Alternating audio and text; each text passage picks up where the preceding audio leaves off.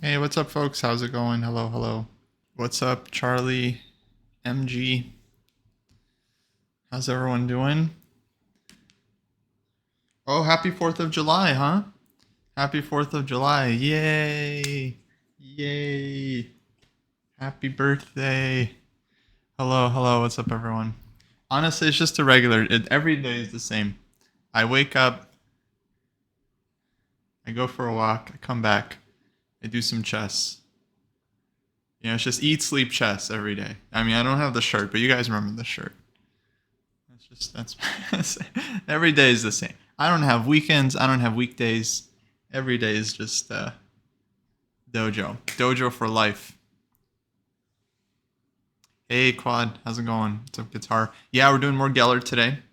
I'm gonna keep going through just a couple more games. I think I'll be on for about 2 hours. So not a lot of time to dilly daddle. Try to get through. Let's try to do 3 games. I think 3 games is pretty good pace because the games are not very detailed in terms of the analysis. It's not like super lengthy annotation, so I feel like we could probably do 3. Hey PJ, yeah, we talked about Geller a lot yesterday. Actually, I totally agree. He would be at least elite. Here's the thing: there are many elite players that weren't on the list. I mean, that's just without question, right? You could look at any time period, any player from that top 5, top 10, could be considered elite. So there are many elite players. The question is like, how many contenders did we miss? That's the real question. And I think we did miss, we might have missed 1 or 2. Might have missed 1 or 2 contenders.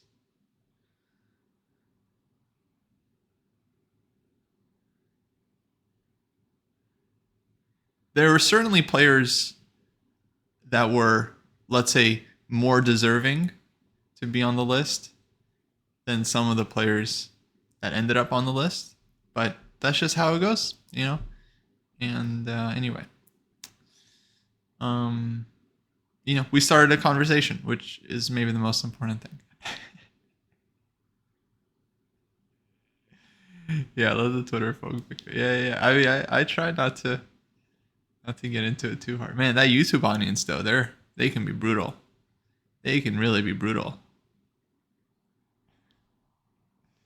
Someone said we were not serious.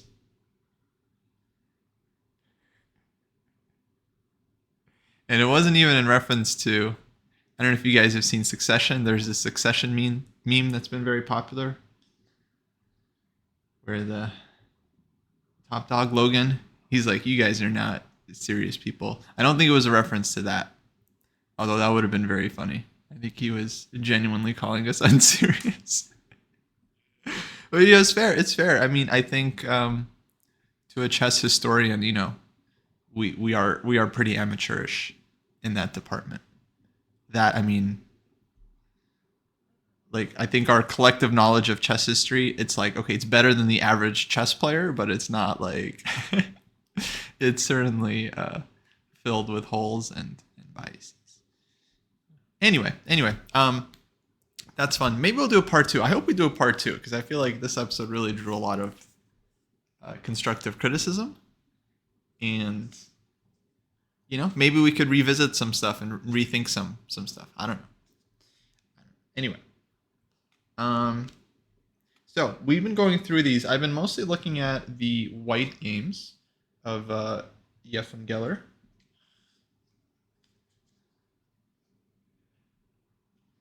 Mainly because I don't know how to flip the board on the DGT tester software that I'm using to track the moves. So it's always going to be showing from White's perspective. Hey, Paul, good to see you. But also, I am very interested in Geller's games. I mean, with both colors, but it makes sense to look at, let's say, one color at a time as well. I especially like his Sicilian game. So here's one game he played as White against the King's Indian Fianchetto system, which is kind of interesting. I mean, this game looks pretty good. know if it. I mean, I mainly was looking at Geller's games. Um, yeah, I mean that game is interesting, but actually, yeah, I am more interested in his E4 games because I do want to make some E4 content, and I feel like Geller is one of the best, most instructive E4 players of all time. Like, look at this game. Okay, actually, this is going to be a really nice game. I can already tell. I can already tell. Hey, casual player. Thanks. Happy 4th. Okay, this is the game Geller Stahlberg. Stockholm 1952. So let me add that as a comment.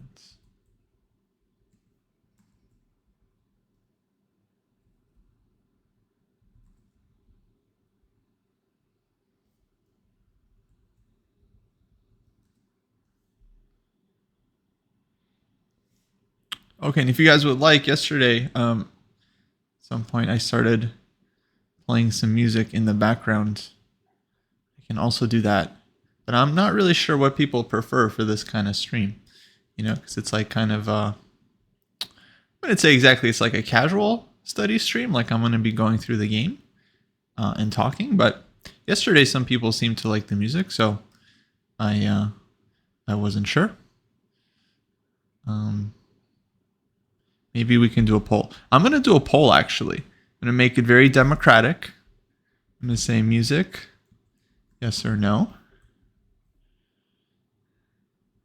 And the responses are going to be yes and no. And it's going to be pretty quiet. I mean, yesterday I think it was pretty quiet. All right, we're going to allow additional votes. See, folks, you can use your Dojo Gold for something. We're going to allow additional votes. Okay, so 2-minute poll. It's now up. You should see it in the chat. And yeah, I was thinking something more instrumental and backgroundy.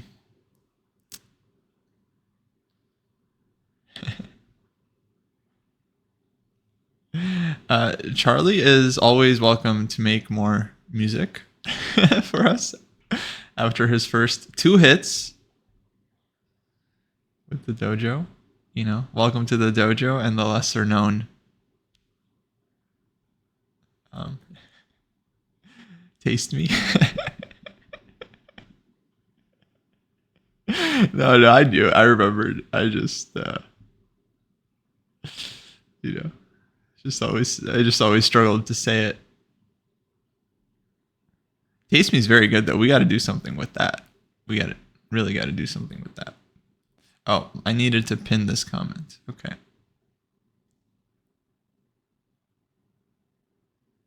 There we go.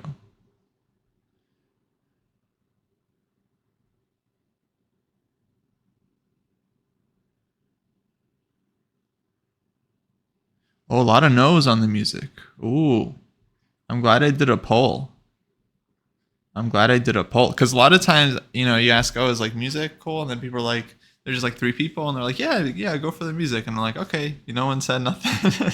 Because everyone's so polite, no one wants to like.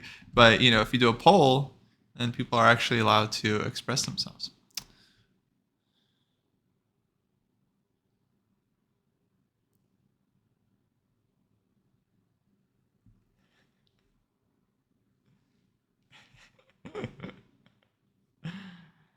Yeah, exactly. Okay, so the no's have it. And it doesn't look like anyone spent an insane amount of channel points.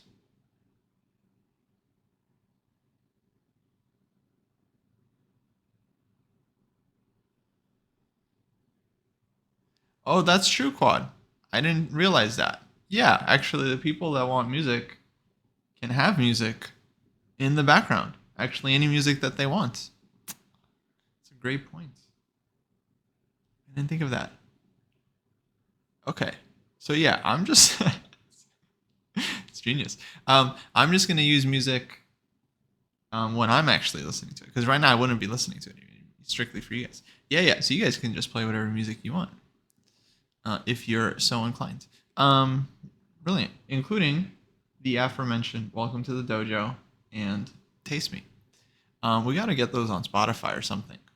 I mean, those are easily 1 million listens each. Easily.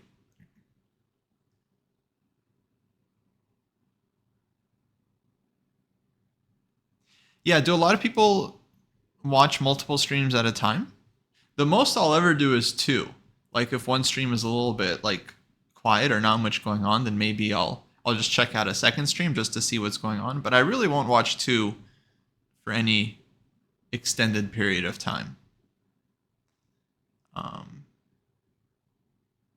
Yeah, it's very rare. But do people do that? It's kind of interesting. Yeah, so this is a DGT board. I know people are asking about it. This is the smart board, and then of course the pieces also you have to buy separately. So it is an expensive setup. I think overall the board was like $350, maybe $400 with like shipping, and then the pieces were another like $300 or so. So it was pretty pricey. But I'm glad I got it. I mean, I feel like it's very useful for the stream. You know, I get to fulfill my love of doing OTB stuff, and you guys get to follow along on the 2D board. So it's pretty cool. And then, okay, maybe we'll get to play some games on it at some point or something. But I mainly just wanted it for the analysis purposes. Are the pieces weighted? So yeah, these are a bit weighted. Yeah, definitely not the heaviest pieces, which is kind of my preference. I don't want them to be super heavy, but they've got a nice weight to them. I do actually prefer this other set. I got this set from the club here. I think they sell this one. It's also from House of Stanen. I don't know the name, but it's kind of similar. Like in terms of the style. This is the DGT board. Rook on the right. This is the normal one, non-DGT. And so the non-DGT, it's definitely slightly heftier. I would say this one is definitely the nicer piece. So if it was up to me, I would actually be using that other set. Somehow it was literally like love at first sight with this other set. They had it at the club. I was using it and I was like, oh my God. Like sometimes you feel chess pieces and they're like whatever, but sometimes you pick up a wooden set and it's like the right wand for your hand, you know? You're just like, oh, whoa, you know? Just like the pieces, they just fit.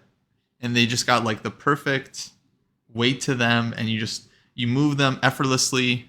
Like you never mess up with like these pieces. Sometimes, yeah, you just find that perfect set and you have to jump on it. You just have to. You can't live your life with regrets. Yeah, I can show the knight.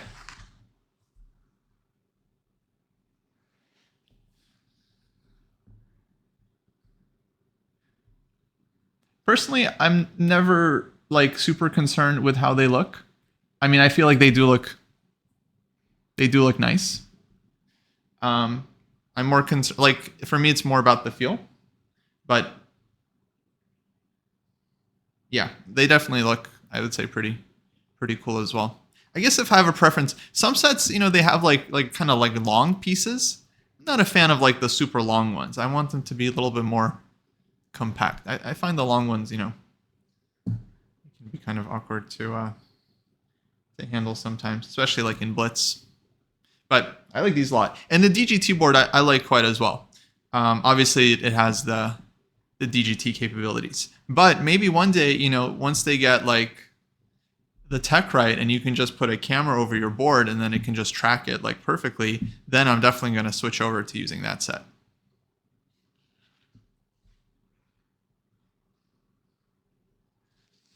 Because that set is like literally heaven. Literally heaven.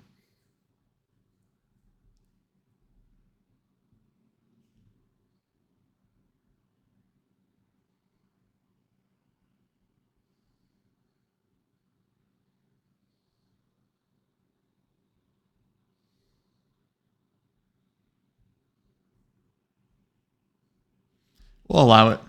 Wait, I want to try something.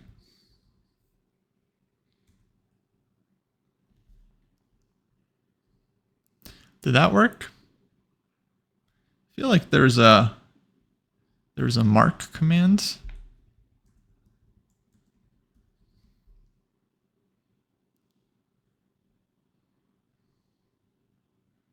How do you do a stream marker?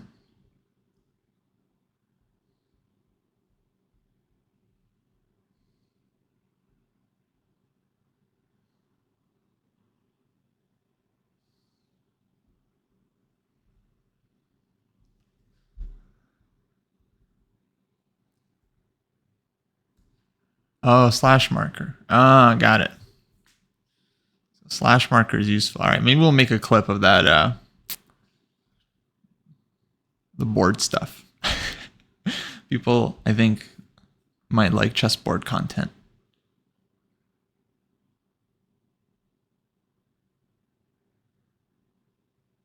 Yeah, the light plastic pieces. Yeah, of course, no one really likes those, I think.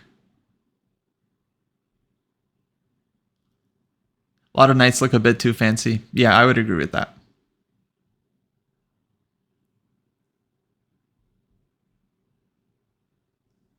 Oh, thanks, casual player. You like the theme of the DGT tester board. To be honest, this isn't the theme I would choose. Normally, on chess.com, I like blue, I like green, I like purple, I like a little color. Yeah, I don't normally go with just like a very simple brown. This is just the only option. This is the only theme that's available. I even like, on chess.com, they have this like wooden theme that kind of looks like a wooden board. I like that one. Because it's more textured. It's not just this like very, very muted brown.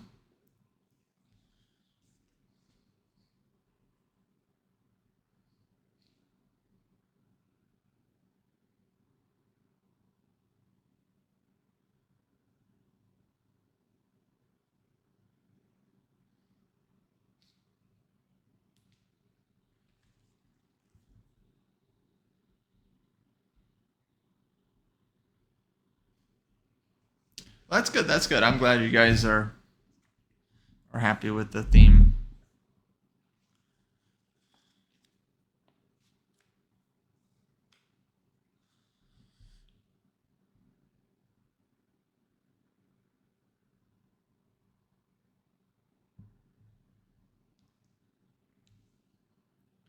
Okay, last question. Which piece do I most like to twirl during OTB games? Usually you start off with pawn because that's the only thing that's captured. So I'll start with pawn, and then I might graduate to either bishop or rook. I feel like are the easiest. I kind of like bishop, but I think most often it'll be pawn. It'll be pawn. Hey, what's up, Super? Okay, let's get into the game. Next game, Geller. Geller's greatest games. Yefim Geller, strong Ukrainian grandmaster. Candidate at some point, definitely elite status. This is his game against Gideon Stahlberg, who was also very strong. Stahlberg, he was in that 1953 Zurich tournament, so must have been good. Must have been good. Magnus Carlsen didn't even play that one. So, okay.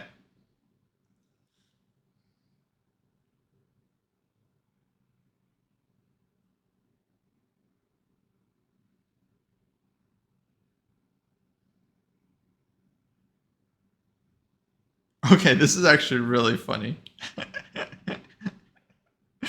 Okay, so here we go. So this is the game Geller-Stahlberg, Stockholm 1952. So 1 year before Zurich 1953. E4, E6, Geller's white. D4, D5. Knight D2, Knight F6. So this is funny because me and Jesse had a fight about this variation because this is the line that Jesse recommends in his French repertoire, which, to be fair, has been the main move for many years. And lots of French players play this one. I used to play this one as well. But, nowadays my position is that 3c5 is kind of the way to go. The reasoning for that is that if you look at the latest games, pretty much any top player that's playing the French that encounters knight d2, the Tarrasch variation, is meeting it with c5.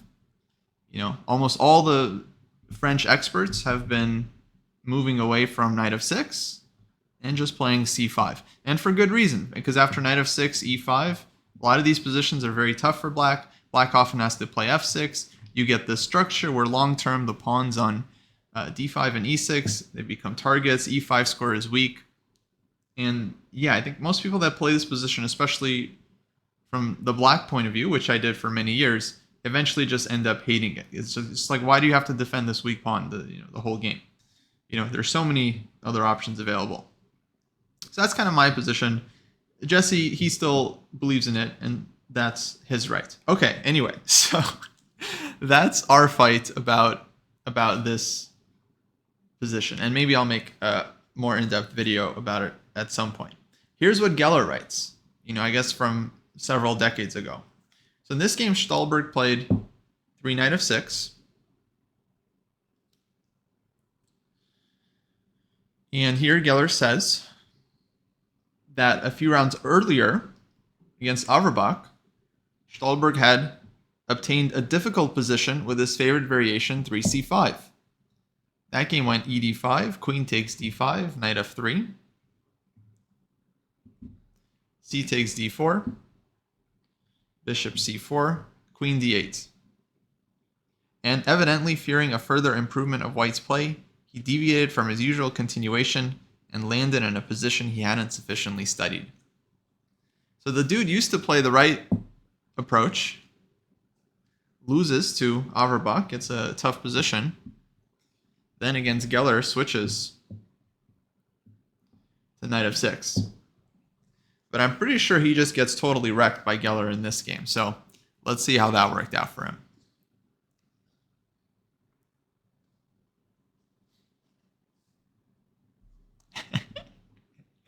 Yeah, I think Jesse's wrong about it. And it's not the way to go. It's not the way to go. I actually think black has a ton more upside in these positions, because a lot of times what happens is, okay, you take with the queen, you might lose some time, whatever. Here, I think nowadays they're playing either queen d6 or even queen d7.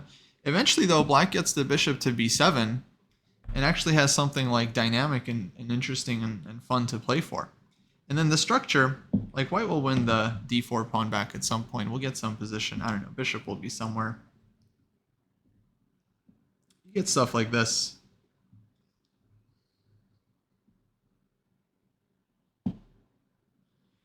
You get the structure in the long run. Black has 4 pawns versus 3 on the king side, and it's very dynamic, and it's actually kind of interesting to play. And your bishop on b7 is like one of the best pieces on the board.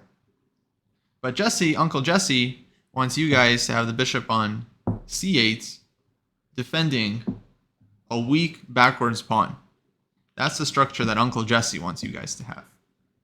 So, you can have one future or you can have another. That's all I'm saying. That's all I'm saying.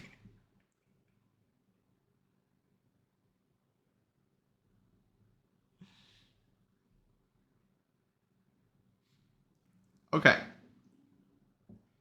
So let's see how, even in 1952, Geller understood how to just absolutely wreck this system.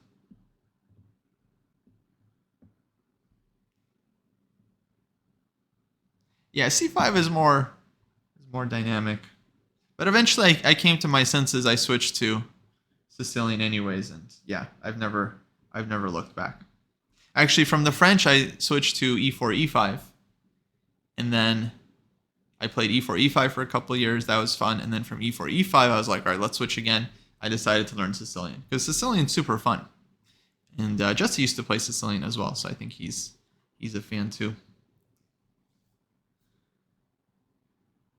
Yeah, now Sicilian is kind of my jam. Why play 3c5 on move 3 when you can play it on move 1? You guys ever think about that? Thanks for following.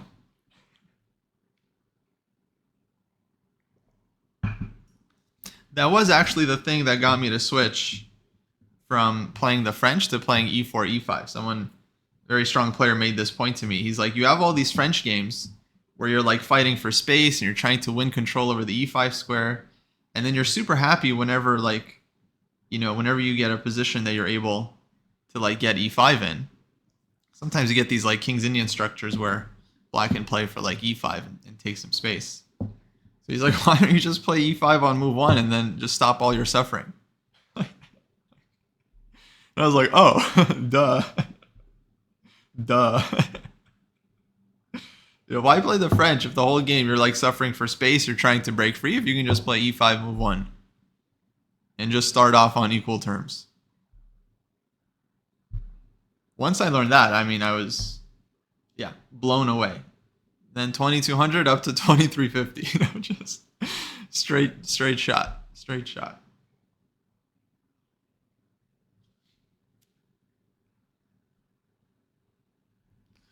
All right, we'll clip that too.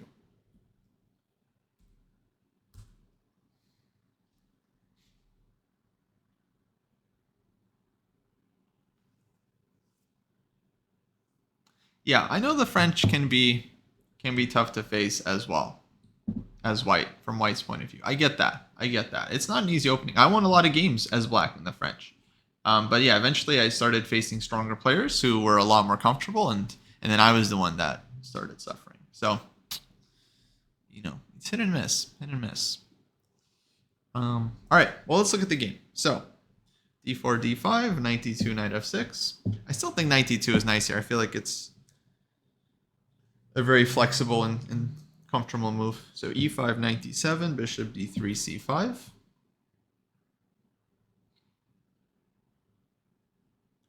c3, knight c6, knight e2. So this is still what I would play today. And queen b6.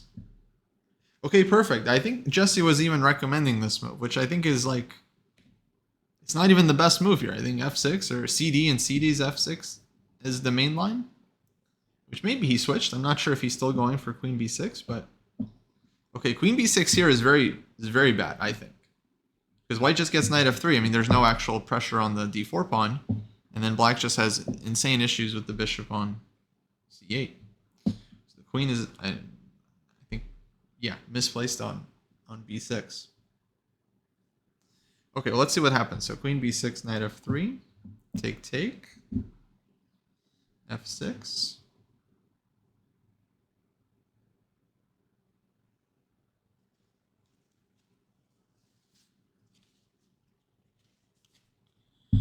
E takes f6, knight takes f6.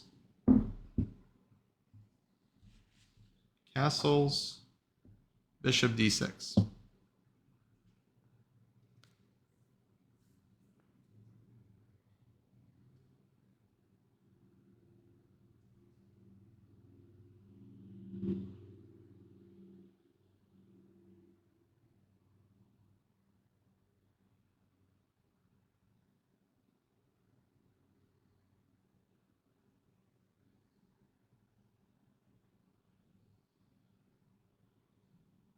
Okay, so here Geller plays knight f4, which is logical.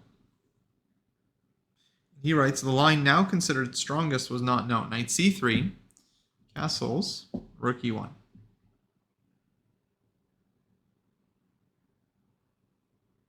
Or bishop e3, bishop d7, and knight e5. He says is also nice for white, because black can't take on e5, because bishop will open up against the queen.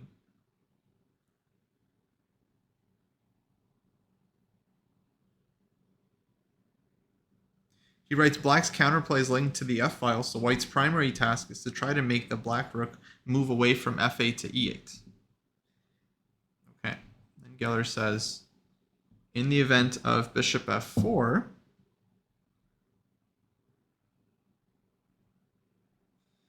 takes, oh, black had in castle yet. Castles, rook e1.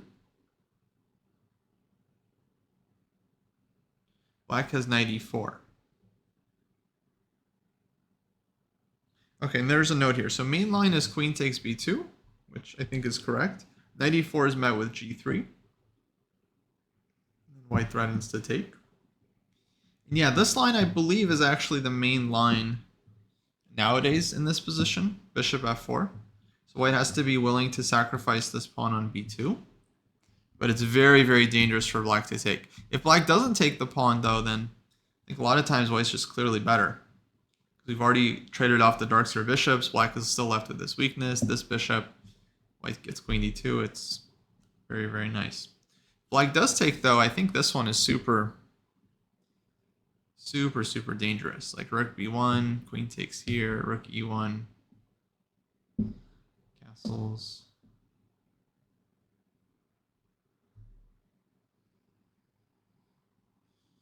And then white has all kinds of moves. Knight e5, knight g5, for example. Rook b3 is coming, and yeah, black is like a lot of times just getting mated on the king side here. Especially like knight takes d4, takes here, something takes, queen takes d4. I think this position is already possibly very, very dangerous for black. So he wants to start lifting rooks, and okay, king is super exposed.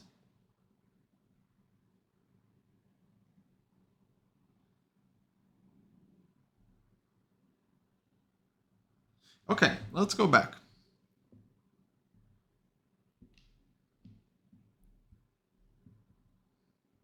But who knows? That might not even be the best move. Maybe white has something even stronger.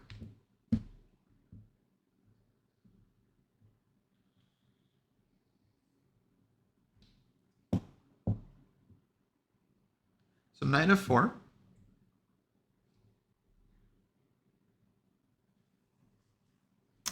No, there isn't casual players, no arrows. I'm just using the board.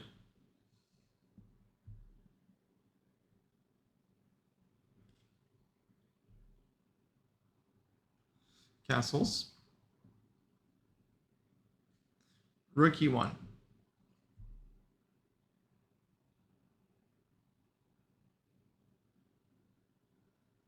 Black goes bishop takes f4, which is wild. On rook e8, white would bring about favorable combinations with knight e5. Knight takes d4, knight h5. Oh, that is strong.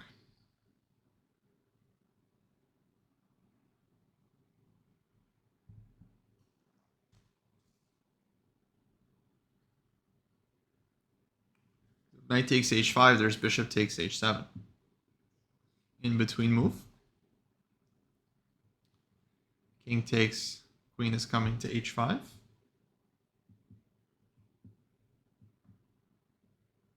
So this is, yeah, looks terrible for black.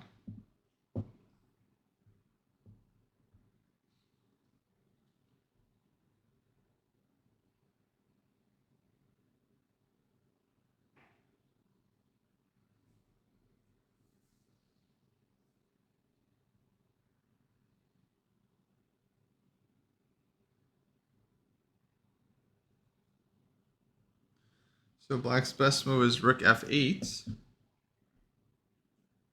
But then takes, rook takes, knight g4, rook f7, bishop e3. Black's in trouble. e5. There's takes, takes. So Geller said queen h5 is strong, but apparently engine notes, community notes say that there's bishop f5. Bishop takes f5, g6. Wow. And black wins in this line. g6 is defended by the queen.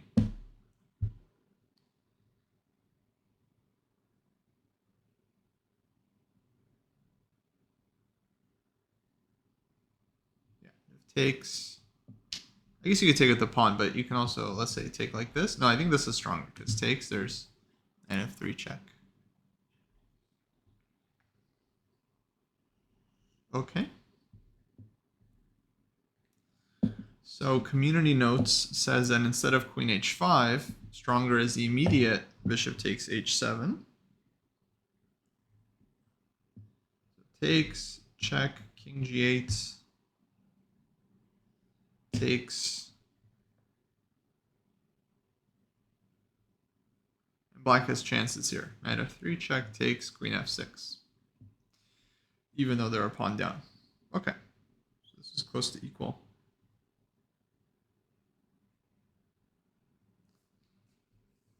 All right, let's go back.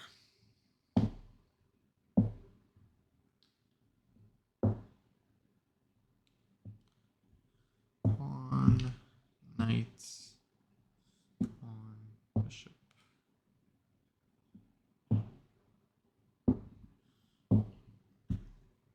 So rook e1. So he says bishop d7 is the main move now.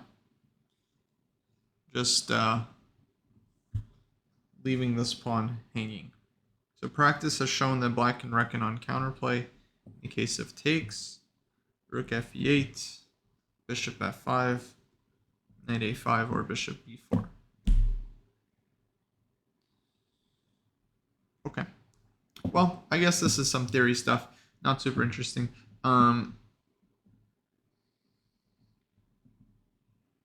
like I mentioned, I think bishop f4 now is the main move. Anyway, so in this game, dude took on f4 because he didn't want to sacrifice his pawn or go passive rook f8.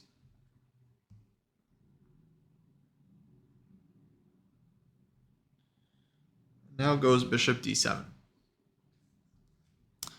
Thanks, green and clean, thanks. Okay, the critical moment in the game. Black doesn't sense the danger. And yet the assets of white's position are so great that by this time black shouldn't be thinking of development, but striving to complicate the play. This could be achieved by either knight e4, without bishop d7, or queen takes b2.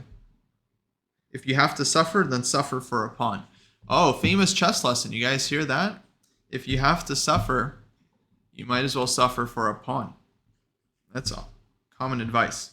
I personally never really loved this piece of advice because I don't want to suffer at all at a chess game. I mean, I often do. I'm a real tournament chess player.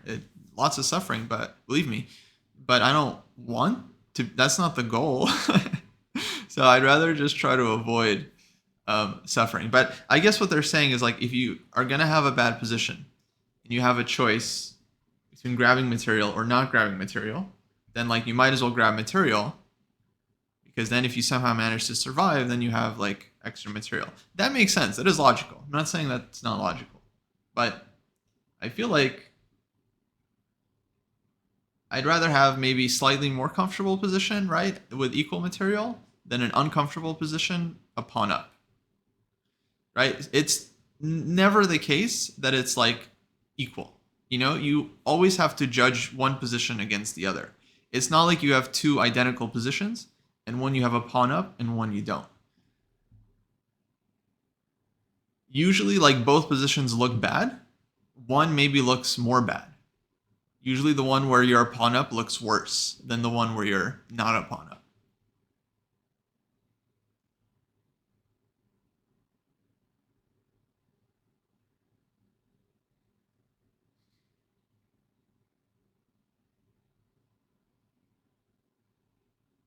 Yeah, but it's a very complicated thing. So what I really don't recommend is just going by a hard and fast rule. Of course, the truth is that there are many positions where it's absolutely correct to take the material, and there's many positions where it's probably way too risky, right? So it's really hard to just have a rule that's going to work in all cases. Odds are it's not. And a lot of times it also just depends on the player. Some players feel a lot more comfortable when they're ahead material. Some players actually feel more comfortable when they've sacrificed material or when they're like not on the defensive.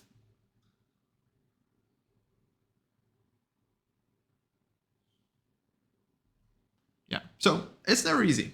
But okay, Geller is saying that in this position, bishop d7 is so ugly that black really should have just taken on b2 and just said YOLO. Or knight e4. Personally, knight e4 appeals to me more.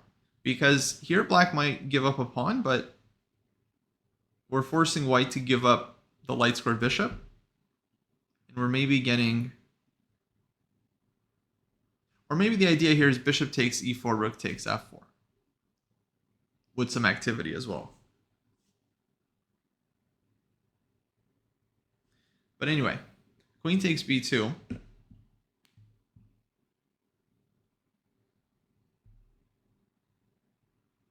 Let's say rook b1. I assume you greedy guys want to go queen takes a2.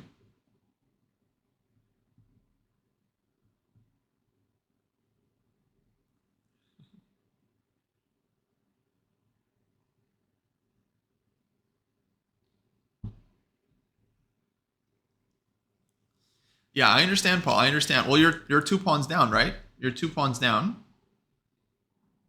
And it's like, what do you have to show for it? A lot of times it's very useful to see games where someone does sack 2 pawns and then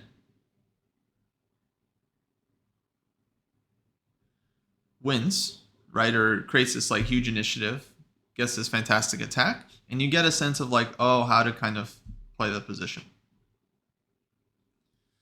All right, well, let's see.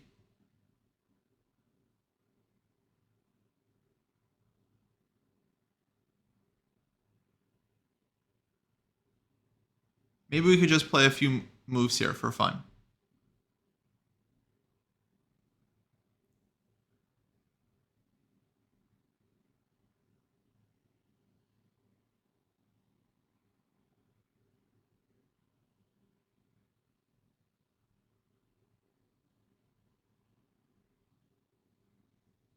Okay, I'll go here.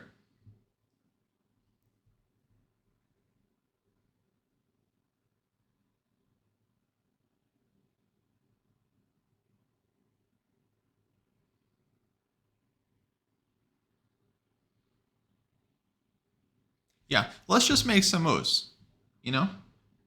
And we'll see what happens.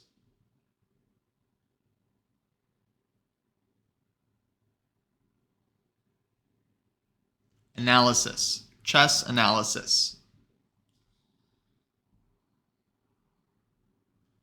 Okay, bishop d7 is giving back a lot of material already because you're giving exchange and b7 pawn. Then white can take and then white's up material, right? So I assume people are going to be okay with that.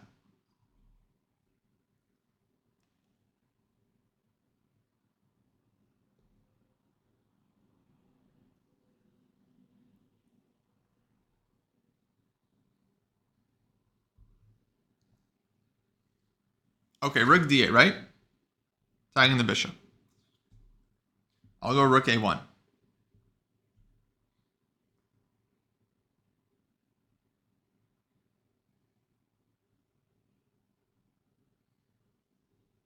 Posture. Okay.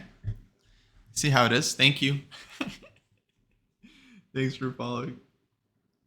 Okay, I assume you guys are going queen b2, right? I don't really see another move. Yes? All right, rook e2.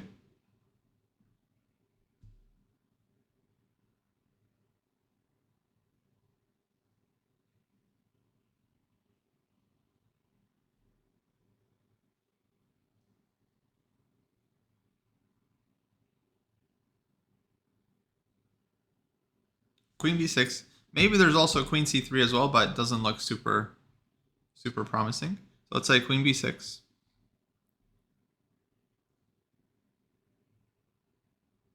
Rook b1.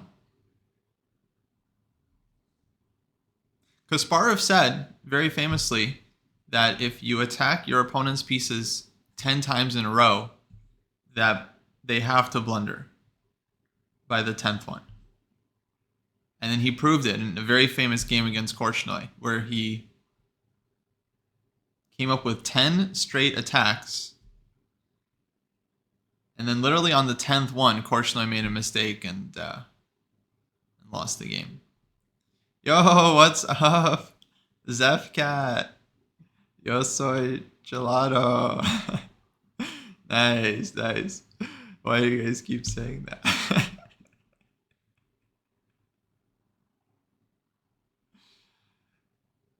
I was just telling chat about a famous anecdote. Kasparov said, famously, very well known, that if you make 10 direct threats in a row against your opponent, like direct threats, like attacking their pieces, by the 10th one, they're just gonna blunder every time. And then he proved it in a very cool game against Korchnoi. Whereas black, he made like 10 direct threats against Korchnoi, and then by the 10th one, the position was lost. Yeah, beautiful game. Okay, we were looking at this position. This is from a game by the great Yefim Geller. The game is pinned in the chats. And yeah, we're on the DGT board. A lot of pesos. A lot of pesos. Thanks for the raid, Zefcat. Much appreciated. Let me wait, we gotta do the I gotta reach, but we gotta do the shout out.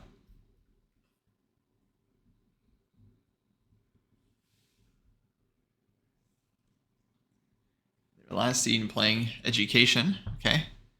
Don't know what that means. Oh, I think I get it now. You are learning Spanish. That all makes sense. That all makes sense. So yeah, we were looking at this game. This is a variation. White has sacrificed 2 pawns, and I was suggesting that white has extremely nice compensation here, and it actually looks like it's almost over. In fact, I mean, where's black going? Queen a5, right? Only move. And then rook b5. I mean, this queen is looking very trapped, right? Queen c3, we have rook c2. I think that's it. Queen goes bye-bye. And then if queen a6, I mean, I think we can do like quiet move, like queen b3, and then go like rook a2. Okay, maybe not a lot of the check. Maybe queen b1, and then rook a2 next move. I mean, just looks like almost game over. But probably there's something even cleaner. Oh wait, queen has yeah, probably the rook takes like pawn. Looks pretty devastating.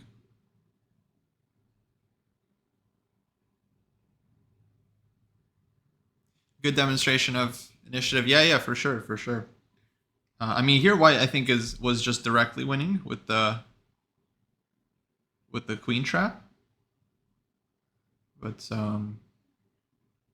okay, still queen b6, but I mean, I think this is like, yeah, just horrible position for black. Bishop c7 also was possible somewhere. Of course, knight is here, but I guess you want like rook a5. Yeah, this looks also very strong.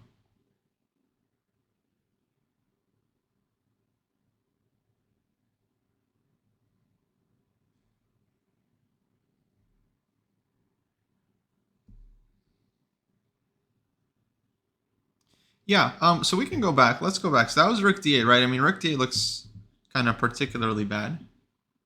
You guys are also thinking like rook e8 or rook f7.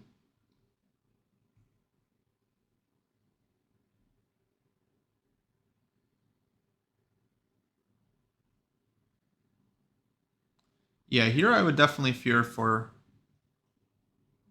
black's queen as well. Like rook a1.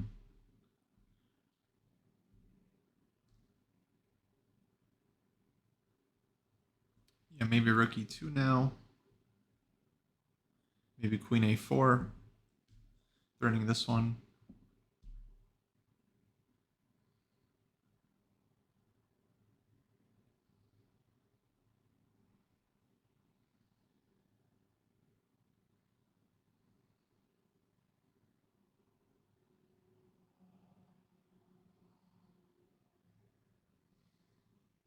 So it looks very rough for black. I mean, I think this queen is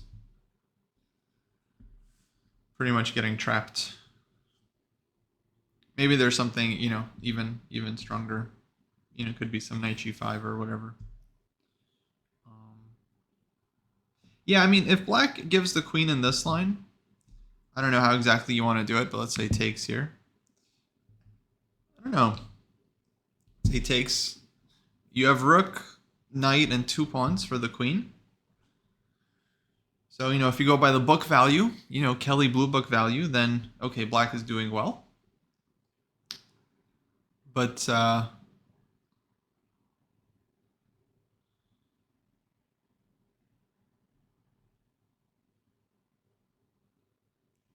yeah, I would think white's queen is very strong here. Knight g5. This attack is just going to be super annoying. So it's going to take a very long time for black's pawns to do much here.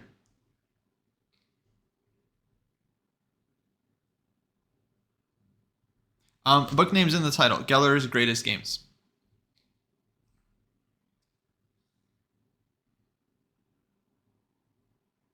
So that one I would definitely like white.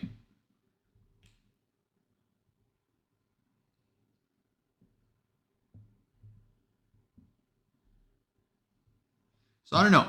According to Geller, this was, you know, something that black had to try. But yeah, to me it just looks super, super dangerous. But it's not easy to be willing to sacrifice these pawns, I understand.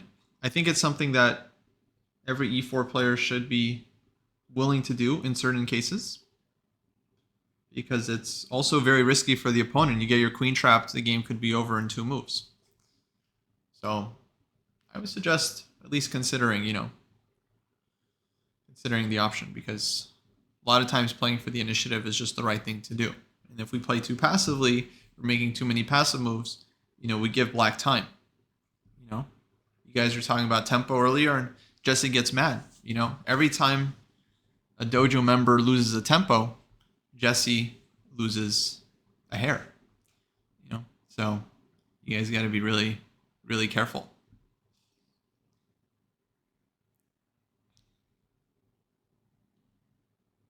Just, you know, just drops off.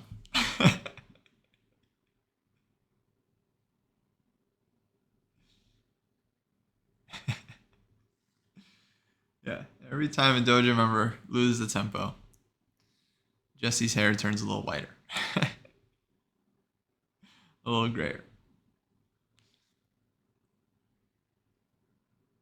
All right, well, bishop d7 was the game. Bishop d6, rook f8, bishop c5, queen c7. Now winning a pawn is no longer possible. After queen takes b2, rook b1. If queen takes a2, there's rook a1, queen b2, rook e2, queen c3, rook a3. And the queen is caught.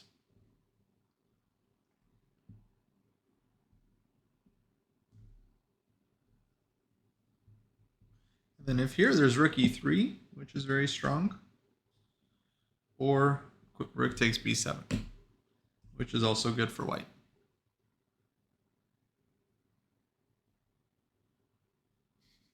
Yeah, exactly right, Guitar. Exactly right. Okay, so now it's too late. I mean, with the bishop on c5, then black's queen just gets trapped for sure. So queen c7, rook c1, queen f4, knight e5. Oof. Rook ac8. Black doesn't take. On account of takes, knight g4, g3, queen g5, h4, queen h5, bishop e2, winning a piece because of the pin.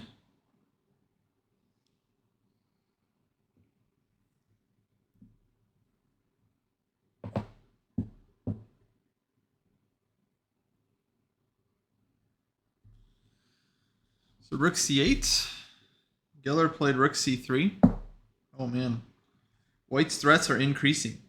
There is a concrete threat of bishop takes h7 check, king takes h7, rook h3 check, king g8, rook h8 check. Oh, this is very nice.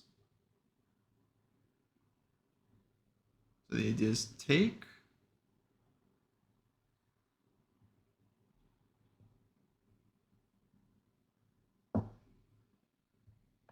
Little study theme. Okay, but why not knight takes? Oops, not the rook, but the bishop. Knight takes. Oh, then just takes here.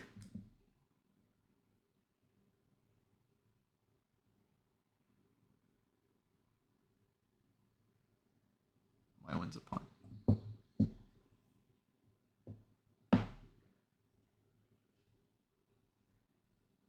There's also a threat of bishop b1 and then rook h3. Just playing for the attack. Black therefore decides to take advantage of the bishop's position on c5. The straightforward b6 would not achieve its aim. Bishop d6, knight takes d4, knight takes d7, queen takes d6, knight takes f6 check, gf, and queen g4. Winning the piece. Stolberg, however, is devising a counter attack. All right, so what did this dude do? He played knight e5, de, rook takes c5. I guess he wants knight g4 with the double attack.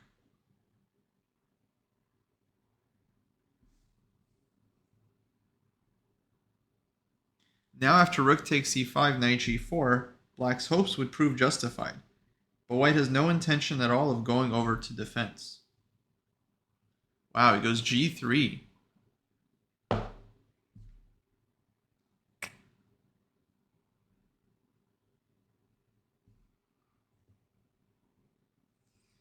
That's really nice. So dude goes rook takes c5, rook takes, there's knight g4 coming, g3.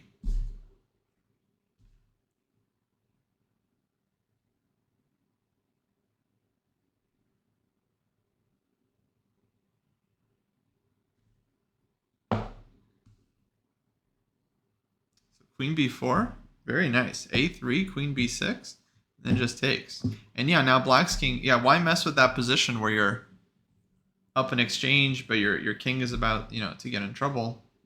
Here it's equal material, but black's king is just about to be let open. Super simple. Black's king side has collapsed. He loses after rook takes c3, queen g4. Oh, that's gorgeous. G6, bishop takes.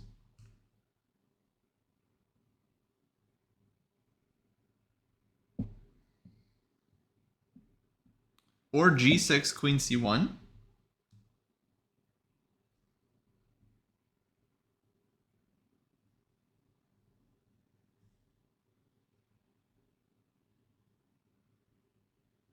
Or g takes f6, bishop takes h7. Is also winning. King takes. There's queen c2 check.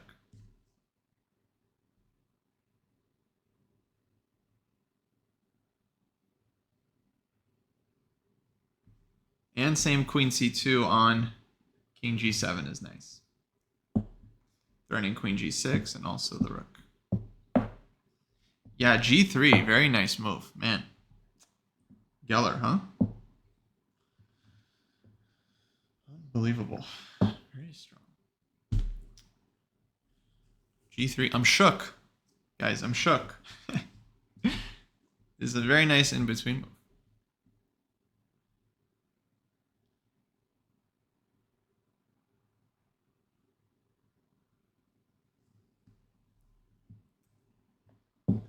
Yeah, so rook c5, g3. Because taking the knight immediately, black can take with the queen, defend the king side. So he first kicks the queen. If black was going to go this way, then he can take the exchange. Black doesn't have the same knight g4 stuff. So black has to go queen b4. kicks the queen again. Now queen takes b2 again. White wins the rook, so queen b6. Now white takes, and black's king is just wrecked. So he went king f7 because fg bishop h7 again, and queen c2. King f7, but now this is just all over. Takes. Takes. Queen h5 check. King takes g7. Queen takes h7 check. King f6. B takes c3. It's obvious that the black king can't survive. Yeah, no kidding. Queen d8. Bishop g6, rook f8. Bishop h5, d4. Takes. Queen a5, last chance. Queen g6 check. And black resigns. In view of king e7, queen g7. And the rook falls with check. Okay, GG. GG Geller.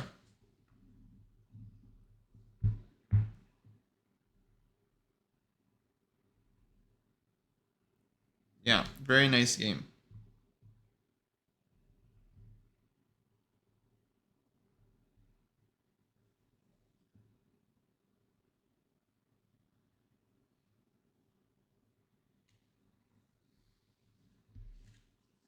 Yeah, Geller had very good calculation. Very crisp. Very crisp.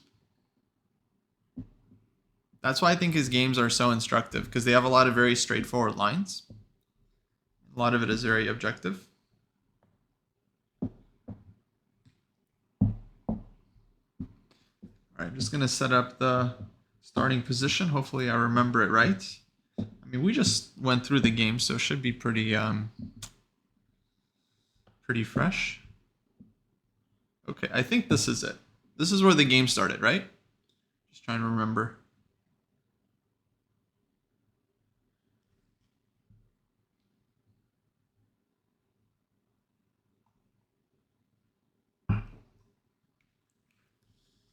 Okay, next game. Geller Barca. Looks familiar. Good. I'll be here all week, guys. I'll be here all week. All right. Unpin this message. Yeah, great French. Average French experience. Next game. Geller Barca. How do you pronounce this, guys? Barca? Barca. Also Stockholm Interzonal 1952. Pin this message. Let's go. Oh, Jake, yeah, for the OTB, no, I'll be doing this a lot. Yeah. No, I really like OTB. I want to do this. Well, I have a habit now that I'm working on where I have to read 10 pages a day. I was doing it last month as well, but I was traveling, so it's hard to keep up. But now that I'm back, I'm reading a bit every day, and I've also wanted to stream, and I wanted to stream OTB. So I'm kind of killing 3 birds with one stone. I'm reading, I'm streaming, and I'm streaming the reading, which I also wanted to do. Okay.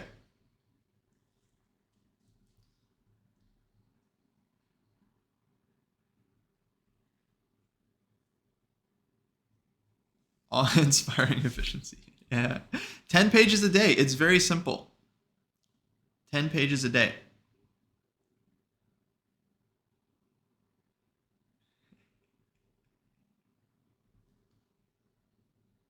Thanks, MG. We already went through like 4 games. We're going to go through 2 more. This game is actually pretty short. It's literally 2 pages. There's a lot of games in this book, is what I'm realizing, which is great. Oh, Fischer Geller. Nice. Nice. I'm going to get to Fischer Geller at some point. So just a little bit every day.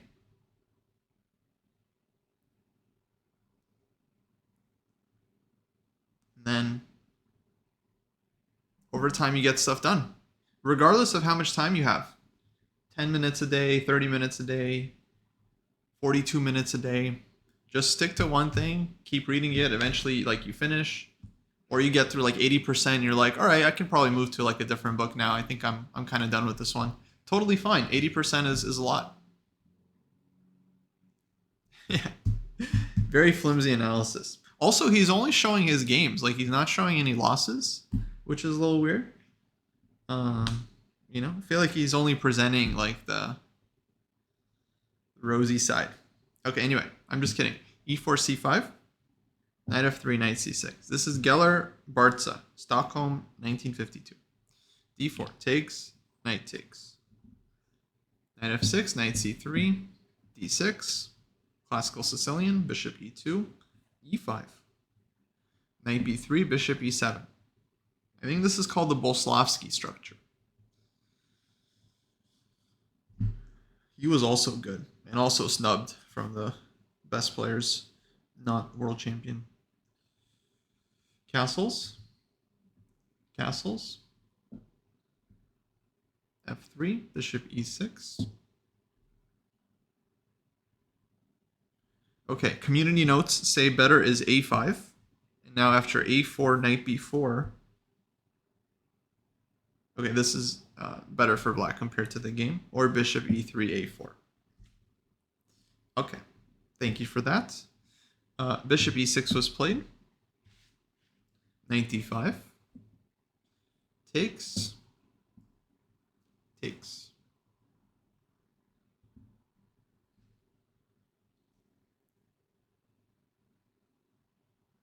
Knight b4, c4. a5, bishop e3. Knight h5, queen d2. Knight f4. Okay, nice move. Oh, Bartza. Yeah, I remember where I've seen his name. This was a King's Indian guy too. He had some King's Indian games as well. He's a very strong player. So this is definitely King's Indian idea. You just give the pawn in order to trade off White's dark sword bishop. Because then White's left with all kind of dark sword weaknesses all over the board. So Geller says, a pawn sacrifice with the aim of seizing control of the dark squares. White perfectly sensibly declines it, retaining the advantage of the two bishops. So he just goes bishop d1. So there's no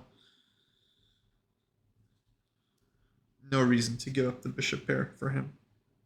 b5, question mark. Black resolves to stir up complications even though this costs him a pawn. Otherwise, he would have to go over to passive defense with b6. In that case, White could gradually prepare a break on the queen side with knight c1, b2, b3, a2, a3, rook b1, b4, etc. Yeah, King's Indian style. Knight c1, that's a nice move. That's a nice plan. Then you got the b3, you got the a3, you got the rook b1. Hungarian. Yeah, Hungarians have very rich chess history. Ooh, maybe we could rank the top chess countries of all time. Just take all their best players and stack them up against each other. That would really ruffle up some feathers. That would be fun, huh? Because I mean, you got Russia. We'd split up the Soviet Union, right? I mean, otherwise it's just insane. You got Russia, you got Armenia, Ukraine, U.S., China, India, Hungary, Netherlands, France, Germany, Kazakhstan. Yeah, rising superpower. Uzbekistan. Yeah, I'm sure it would be a very, very friendly episode. Okay.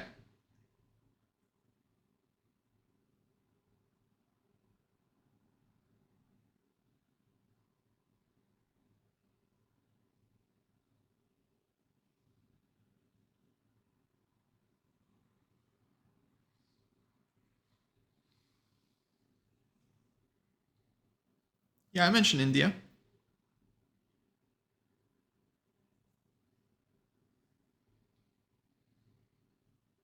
And yeah, China only for the last 2 decades or so.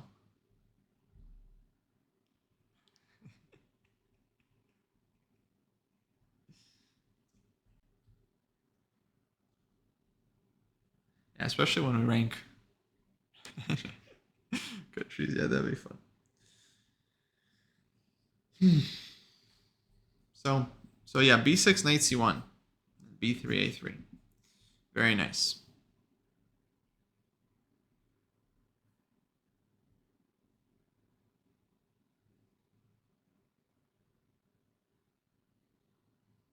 So b5 played.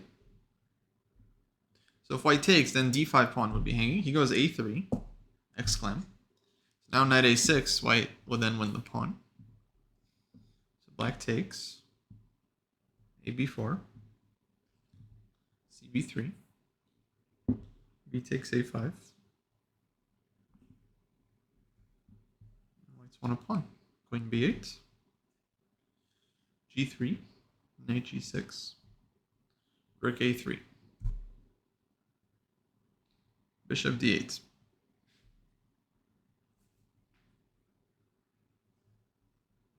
Rook takes b3. Not the best play. a6 was considerably stronger. Now by giving up the queen, black nearly achieves a draw.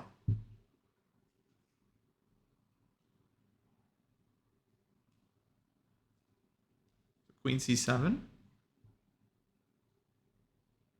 Okay, bishop b6 was good for white. Just keeping the pawn. Rook b5.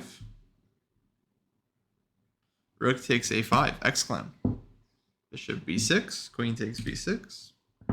Rook takes b6. Bishop takes. King h1. Yeah, some compensation for black. Definitely some very serious compensation. Because rook and knight hitting this one. Black has good control over the dark squares.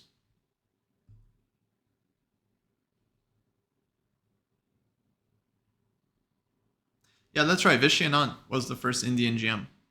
Kind of wild, right? Kind of wild. I mean, that wasn't that long ago. And now they've absolutely exploded.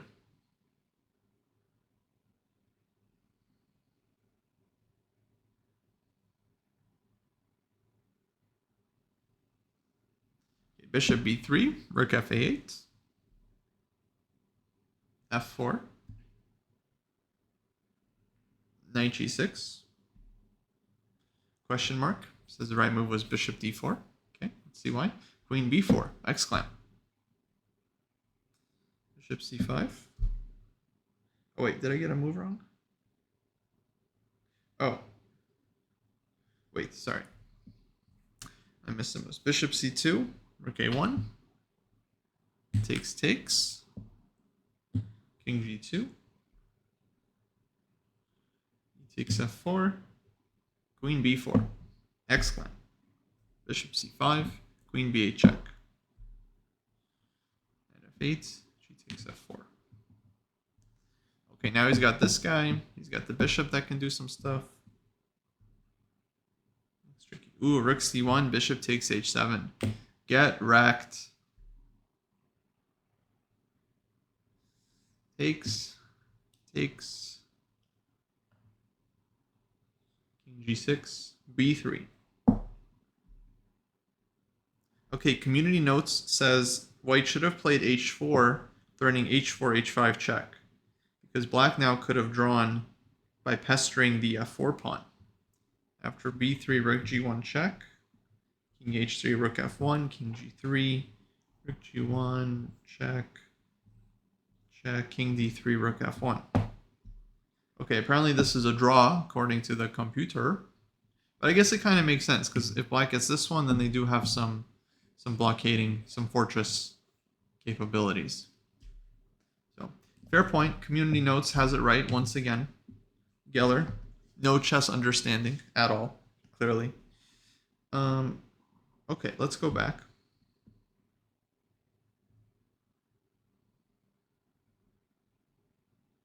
So h4 was right.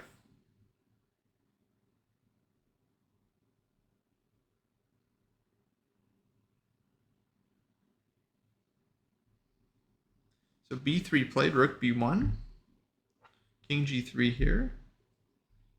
Oops, rook takes b3. King King G4.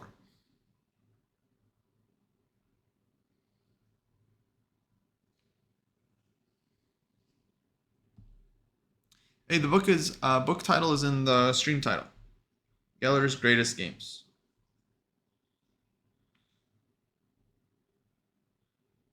F6, H4, Rook B1, H5. In time trouble, white misses Queen E8 check, followed by Queen E4 check, winning the rook, because here there would have been mate. So he missed this. Okay, I mean, time trouble happens. H5 check here, King F5. Here the game was adjourned. As analysis showed, white wins without difficulty. Ooh, we got an adjournment. B7, Queen E8, Rook A7, Queen G6 check, King G8, H6, Rook E7, Queen H5, Bishop D4, King G6, takes. I always love this technique where you just march in with the king. There's no fear. Queen F5, very nice. Check, King takes H6. Queen covers H7 square. Rook G3. Queen E6 check, King F8. Takes, King E8. Okay, now this has to be over. Check, King F7. Check, King F8. And now there's no serious attack, no mate, so D6. Black resigned. Let's go Geller. Man, strongest player of all time. Do I have other players whose games I'm planning on looking at this way? Yeah, actually, it's a good question. I also have a couple books that I would like to read at some point. Some book on Karpov's games. I also have Karas's book I want to take a look at as well. Karas had some really nice annotations too. And I think Karas's games are also very instructive. So we're going to look at Karpov, Karas, maybe Carlsen. I got one of the books as well. I have Smyslov's book too, or the book on Smyslov. I don't think it's not Smyslov's notes, but it's his games. So yeah, there's so much chess to go through, guys, and there's not enough time. You guys are very good about, donating and subscribing, but if someone could just donate some time, just some extra hours, that would really be much appreciated. There's just no time to go through everything. Oh, it's all about chess bowl now. No, chess bowl's fun. Chess bowl's fun. Look, here's the thing, Jace. I don't know if you know about our Dojo training program 2.0, but part of the training program is going through books, and then you get credit for going through the books that are in the program, because you can mark your progress, you can track your time, you can get a score. Now, granted, this book isn't actually in the program, but if you read if you read books that are in the program, then you can get credit for those.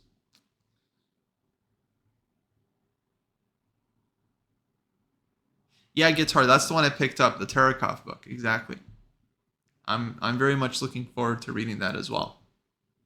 I don't get a lot of time, to do the reading, but I enjoy it quite a bit. Instead of reading Shereshevsky to improve, you could read them for points as well. Well, yeah, exactly. I mean, you don't get any, stickers or points when you just read a book normally, right? That's why people don't do it. It's like it doesn't count for anything. We get it. But with the Dojo training program, now it can count for something, right?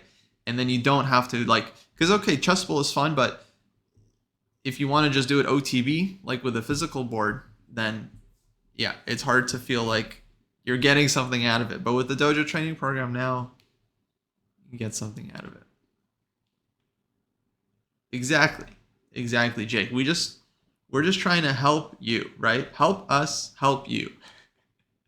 We're trying to give you the plan, tell you exactly what to do. Then you have to go be present in the moment, do the plan. You have to sit at the board for a bit, right? Don't check your phone. But then once you come back, you get to mark down what you did, and you get to collect those sweet, juicy dojo points. That's how it works. You go do the work, collect the sweet dojo points, then eventually you get the real stuff, the rating points, because you actually become a better chess player, which is what it's really all about. Once you taste that sweet, sweet nectar of chess improvement, you're just not going to want to let go. Okay? That's how it works. Thanks, Quad. Thanks. Yeah, my system, I don't think it's like the best book for chess improvement. I think it's more of just like an interesting book. If you're interested in like chess history or just like older chess concepts, it's definitely a very interesting book.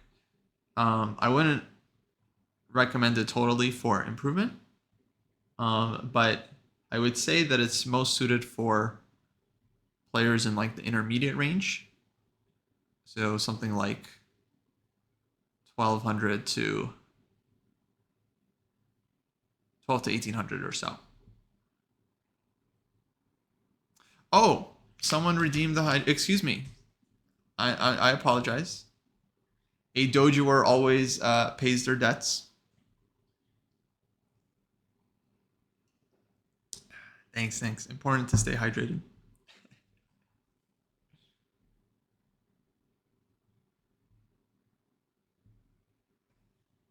Yeah, Matea, it's mainly Geller's games against top players. So a lot of world champions: Smyslov, Fischer, Botvinnik, Tal, Karpov, and then a lot of top players as well. Pano. Oh, the Gothenburg game is here. Oh, we can look at the Gothenburg game at some point. Maybe next time, guys. Gothenburg game. You guys know what I'm talking about? Geller Pano, one of the greatest games of all time. Petrosian, Karas, a lot of Fischer games. Smyslov, Stein. Man, many games. Holy moly. We are going to get so good at chess going through these games. It's going to be crazy. Thank you for following.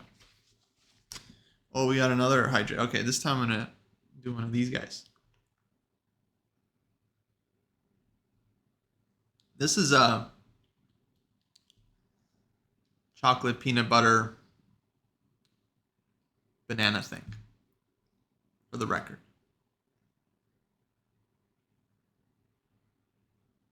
I know no one was asking, but I think some people were wondering.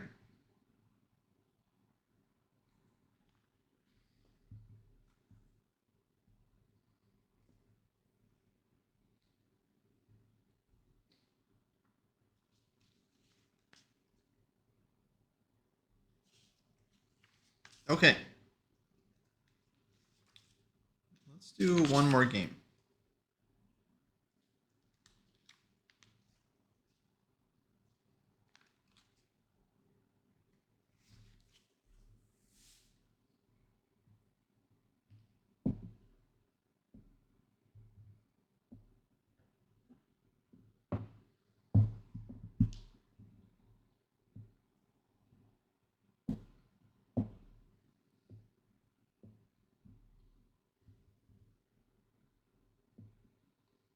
Banana, yes.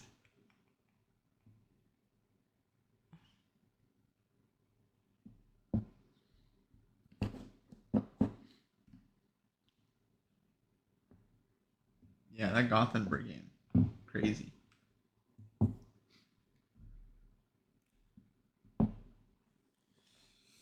Okay, this is the game Geller Najdorf. You guys know who that is? Or you guys only know the modern players?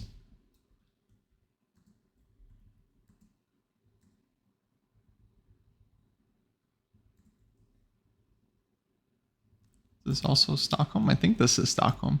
Man, a lot of games played in Stockholm. Dude was just on fire. No, excuse me. This is Zurich 1953. Maybe you guys have heard of it.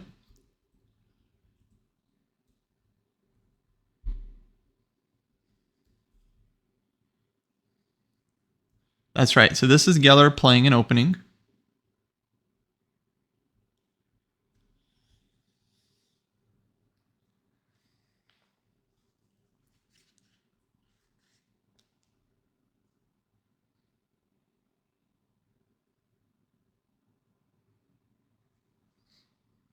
Okay. Let's see. So e4, c5. Knight f3, d6. e4, takes. Knight f6. c3, a6.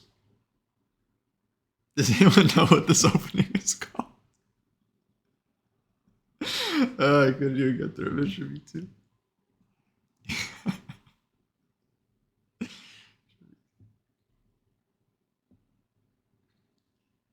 d7, f4, queen c7. Yeah, this is MVL's dad. Exactly right.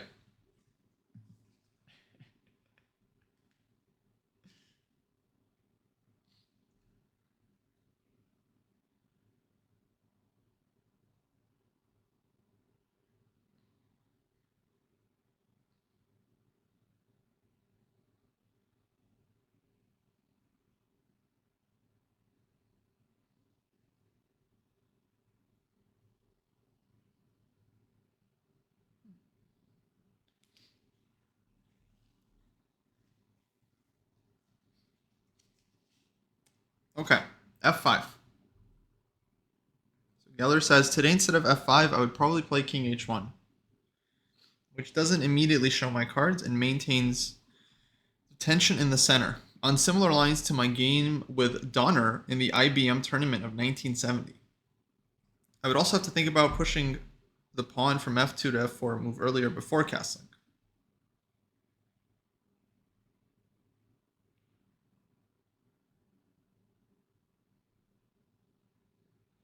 Okay, so some subtleties. f5, bishop c4, a4.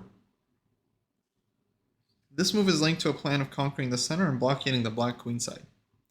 The reader of this book will have more than one occasion to see that in the fight against the Sicilian, I employ this kind of plan quite often. But whereas earlier I did so intuitively, I now do it out of conviction.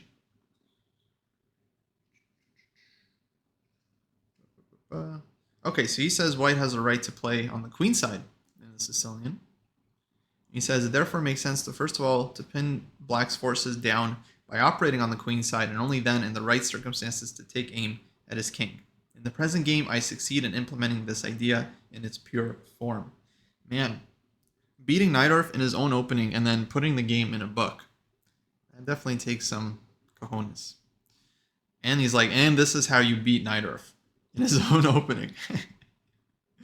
Bishop e3, bishop e7. Black evidently underestimates the full danger of the bind in the center and on the queen side with which he is threatened. Otherwise, he would have played d5.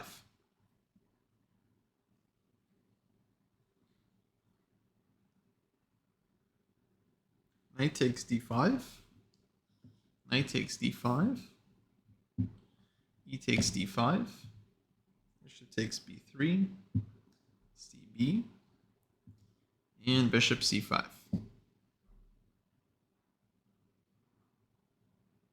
For that reason, a more accurate course for white would be to tuck his king away with king h1 earlier, as occurred in later games.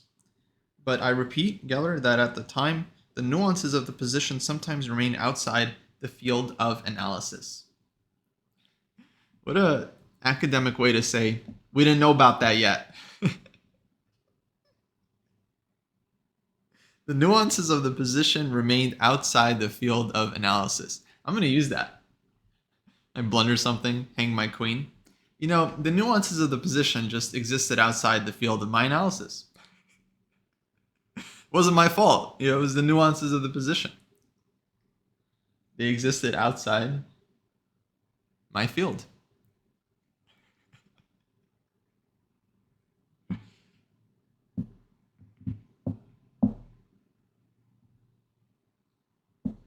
So bishop e7, a5, h5, question mark. Not so much a weakening of the king side as a waste of precious time, for the pawn will have to be pushed on further. It follows that rook c8 was already imprecise, insofar as black didn't combine it with d5. So a better move was, okay, bishop e7 earlier, and then rook f c8, and then b5. As played by Fischer. But now this will be impossible because of the weakness of the h pawn. So he was saying black shouldn't have even committed the rook to c8, should win bishop e7, rook f c8, and then b5, so that when white takes on passant, this rook can be used on the a file. That is actually a common theme. If you're going to go rook fc8, the idea is to combine it with b5, so your rook can defend the a pawn. But now, of course, this plan is not possible because black committed to rook c8 and goes h5. Okay, bishop c4, queen c4, rook a4, queen c7, h3, h4, rook f2, b5, takes, knight takes. Najdorf has pinned a good deal of hope on his 17th move. His position would indeed look highly promising if white were to accept the temporary pawn sacrifice. For example, rook takes a6, knight c4, and then bishop c1 is met with queen b7. Oh, hitting e4 and the rook. So yeah, if black wins e4, that's going to be a big problem for white.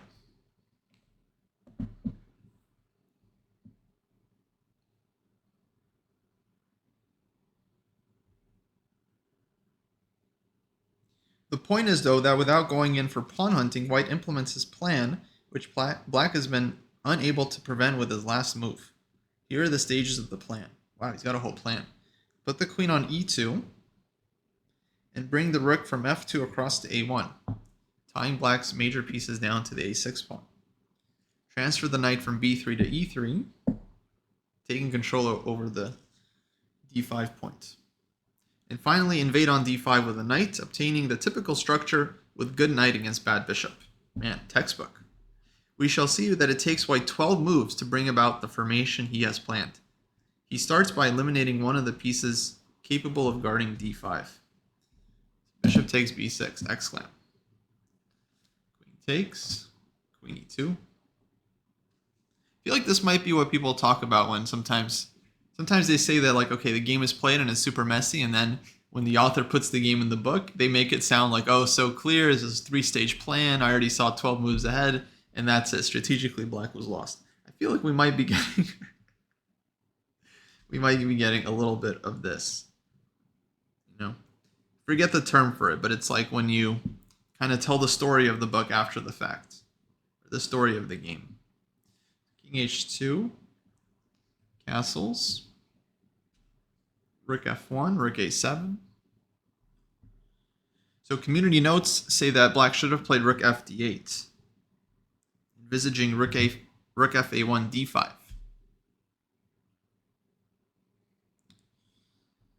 So for instance, so rook a7. So Najdorf defends very cooperatively. He's like, all right, I'll make my pieces passive as you promised. Rook 1 a2. Oh, here we go. This is spicy. This is not a case of ultra-orthodox thinking, as Bronstein writes in his book, Zurich International Chess Tournament 1953, where he suggests queen d3 instead, followed by knight d2. It is a simple technical point. The square f2 must be guarded against intrusion by the black queen, which could lead to unnecessary complications in a position where white's advantage is indubitable. You hear that, Bronstein? You understand nothing. Nothing about this game. Nothing! So I guess Bronstein saw this move and called it ultra-orthodox, which I don't know, maybe is like a slur or something. And Geller was offended. Saying, I'm just trying to defend the f2. What does he mean, defend the f2 square? I guess he means he's going to push these pawns eventually, but still, that's thinking long term.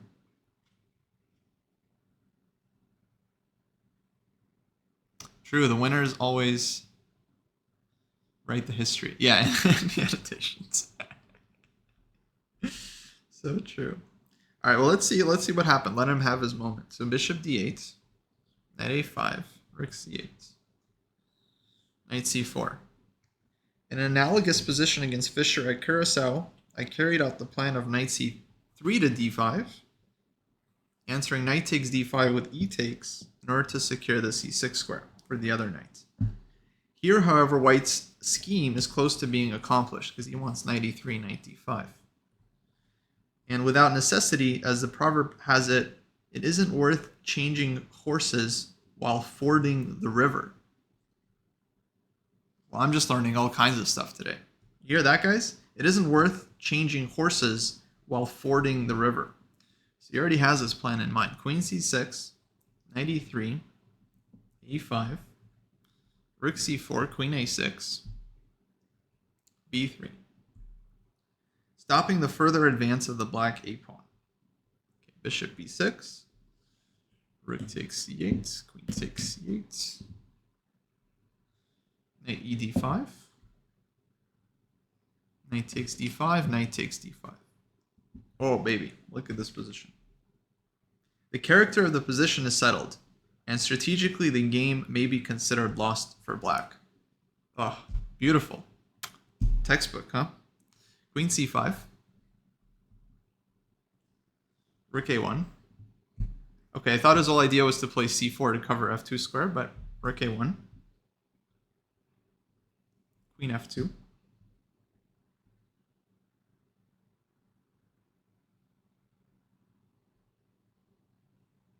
Okay, says black had the chance to go a4. Oh, I'm sorry. This was a threat. Wow. Okay, so c4 maybe not so great. Okay, so yeah, I had to cover this one. So he's saying a4 was an idea. So takes, rook takes. Yes, thank you. Okay, you guys were paying attention. Very good. Very good. That was a test. You guys passed.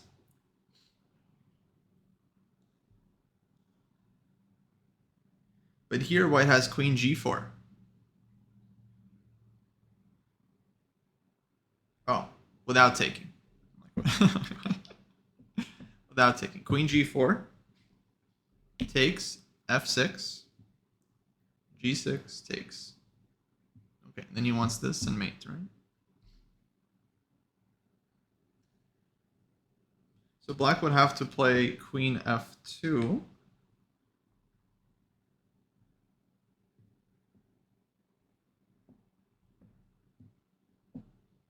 Then after f6, queen g3 check. The endgame is an easy win for whites. Oh, this is here. But it doesn't matter. White will trade queens and then trade rooks. Knight f6 check. I'm not sure. Probably king f8. But f6 poses more problems because it creates the mate threat, and then on g6, of course, the queen always has a way to get in.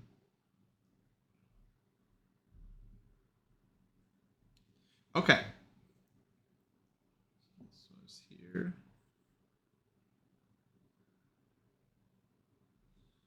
So a4 doesn't work. So black played queen f2. Now white just goes for the endgame. Rook f1. An important move, guaranteeing freedom for the white king, because if bishop check, then white king can get out, and then bishop will actually be stuck on g3. Bishop d4. c3, bishop c5. Oh yeah, rook was on a7. Rook was on a7, so that was also different. So there was no, there is no knight d7 check.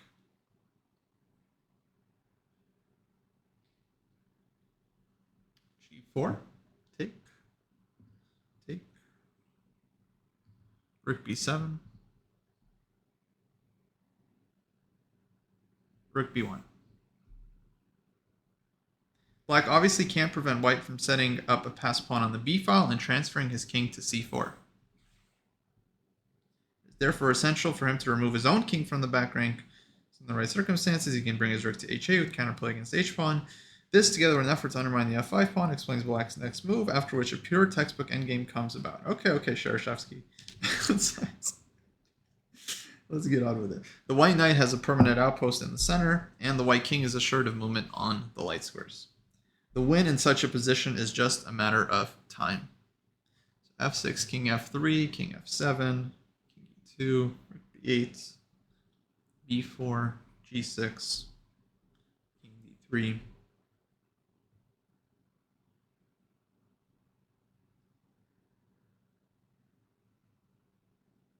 Okay, apparently he could have won the game already like this. Kind of a nice line. So take, take, take. Rook takes b1, c6.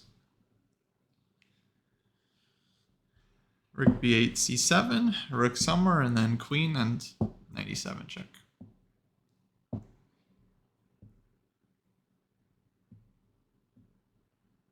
So Geller, as usual, missing obvious tactics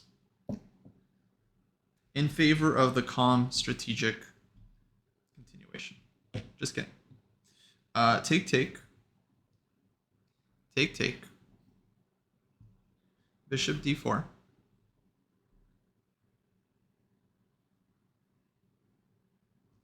Rook c1. Rook c7. King e4, king g5. Rook h7. Bishop f2. Oh yeah, a4. Yes, a4 is possible, but then white's c and b pawns would be very strong as well. I mean, I think the endgame is bad for black, so it's hard to... Probably everything's losing, essentially. But maybe is a better try. Maybe more counterplay with the a pawn. I think you definitely might have a point there. So king h4, king f3. Bishop e1, king g2. Threatening mate in 3 moves. Rook g4 check, knight takes f6. Rook g6, very nice mate.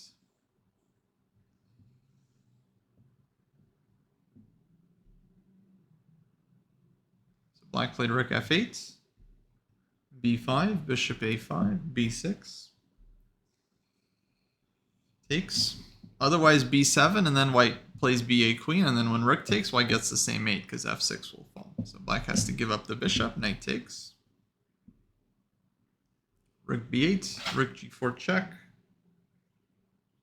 King h5, knight d5, and black resigned. Because the checks will run out. This one is coming.